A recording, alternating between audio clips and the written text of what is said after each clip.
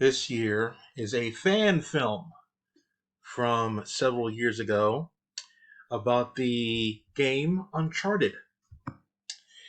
And as you can see here, or maybe you may not recognize, this is the killer from Don't Breathe. So they got him to be in this thing, which they could have done for the actual live action movie. I've been watching video game movies for a long time, since video games essentially as my first love, since I was a kid per se, and I've always loved them and was always intrigued by them. Controlling a character, going from left to right there, that kind of stuff. I was always intrigued by video games. A lot of people are now too. I'm grateful that video games are still alive and kicking right now.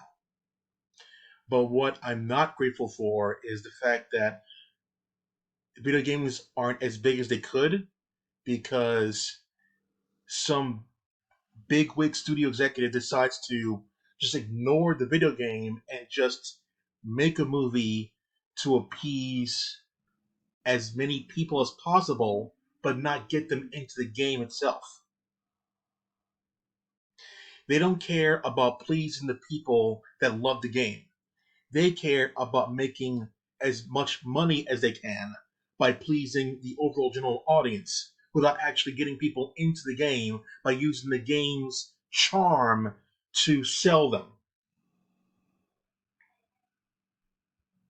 Remember what Spider-Verse did, Into the Spider-Verse did? It got you more into the Miles Morales character with a great origin story, with great casting characters and heartwarming and charm. It made you care about the character. And Miles Morales' stock rose because you cared more about the character. Sometimes this works, sometimes this doesn't work, but usually it does work when it comes to the charm of a character, charm of a movie. Let's go back in time to the original Super Mario Brothers. The reason why that movie is so panned today is because, just like most movies nowadays, some executive decided to make it their way instead of for fans. It had virtually nothing to do with the movie except for names and some likeness to it. Some likeness, not the whole thing, but some likeness to it. I know, and everybody expected back then who was watching it, it's kind of hard to do a big giant lizard Bowser in live action. It wasn't going to work in the 90s. It was not going to work that way, especially for the amount of time Bowser was in the movie. So they did what they did with that movie, and they completely 180 the feel of the games at all, which is not what people wanted to. Double Dragon was something, I'll put it that way. And then you have all these animes into live action, most comic books into live action stuff there. Let's fast forward a little bit more into the Resident Evil series, and how bad that was. We all know, like, how disrespectful it was to the video game in every single way, but it made a ton of money because that movie appealed to the general audiences, was what studio wanted it to.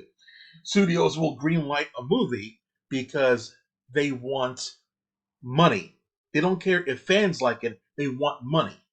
And that's what they did. Same thing happened with what's that?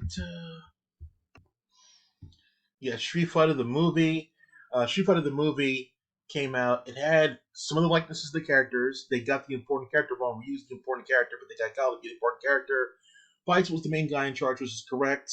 That some moves, the characters in the movie itself, there was quirky, it was cheesy, and it's one of those movies that you love to hate. It's one of those guilty pleasures. So that wasn't that bad. Mortal Kombat, the first one.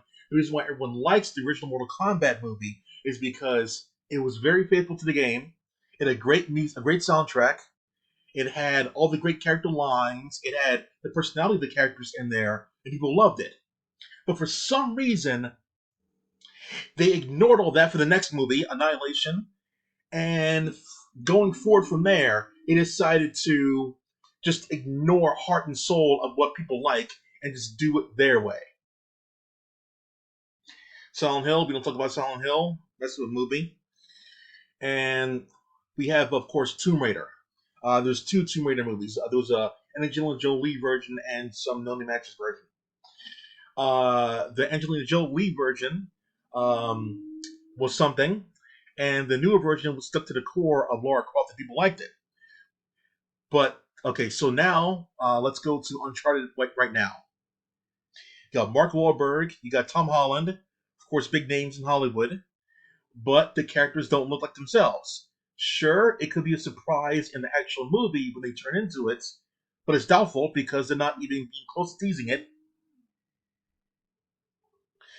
So, the hair's wrong, the age is wrong. There's no mustache on Sully. Sully doesn't smoke anymore. See, I can understand the whole smoking thing because they don't want to promote that kind of stuff nowadays. I understand that. That's fine of itself there, but no mustache on no facial layer at all on both characters. Um, in the game, they both had them. Even young Nathan Drake has the first game has facial hair. Sully's always had a mustache. So what's going on there? In the Mission Impossible movie, the main character has a mustache.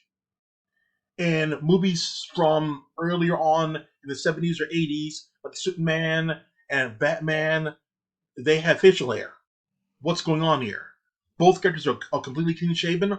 What the fuck?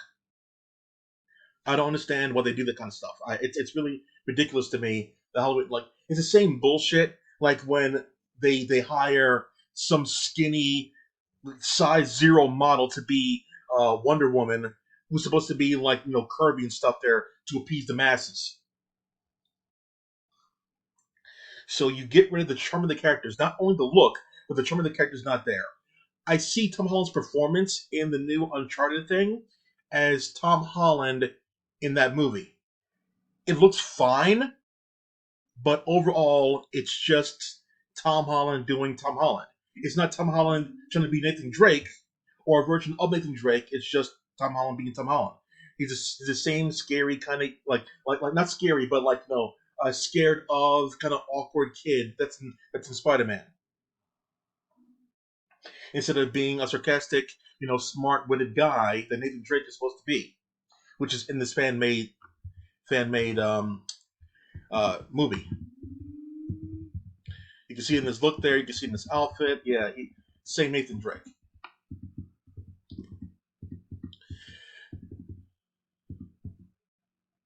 Hey Rubio, how you doing? So the movie does a really good job of capturing the characters, everything that you want of the character. But for some reason, Hollywood's like, nah, we're gonna do it our way. I'll see it, I'll enjoy it, but there's a reason why I don't go to movies and pay full price anymore because they really don't try a lot anymore. I can tell when a movie's good by the trailer alone. And this is going to be good. I don't know if it's going to be great, but I could probably predict the box office right now.